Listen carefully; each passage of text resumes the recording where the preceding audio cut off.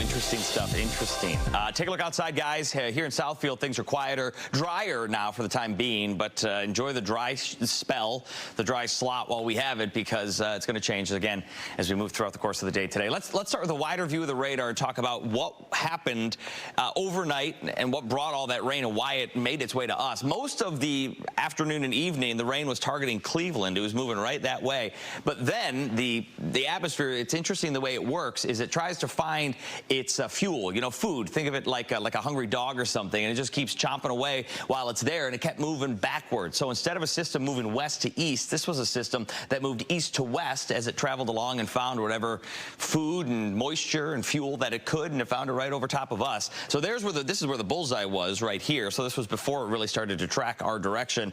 The spots there picking up anywhere between 5 to 10 inches of rain. Higher numbers for us were 6s and 7s. That's a ton of water. It's like twice as much rain that we generally see in a month.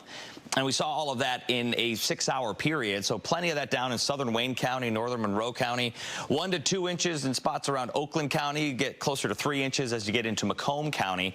And the rain is not gone yet. We're still dealing with some of these showers and some heavier rain around Port Huron. So St. Clair's still dealing with it. Our friends in Canada are dealing with it as well as it continues to ride right along that ridge edge there. You see, in the atmosphere, what's happening is all of these storms, they tend to try to find the path of least resistance as they attempt to gobble up as much energy as they can, and the path of least resistance is right along the edge of a larger pattern, which is centered on top of us. So that's why they're all moving in our direction, and we're going to see another round of them move in our direction later today. How about 9 p.m.? So this might start a little bit later, but even an hour or two before that, we might see some storms bubble up. It's very hard to pinpoint exactly where and when they'll start, but it could be anytime after 3, 4 o'clock, and then it's going to last again into the nighttime hours. By 11:30, you'll see some really strong winds, some hail, isolated tornadoes possible, and even that chance of maybe a microburst. I checked the dates. It was 2020. It was June of 2020 where we had that microburst over the Grosse Pointes, and they had winds of 100 miles an hour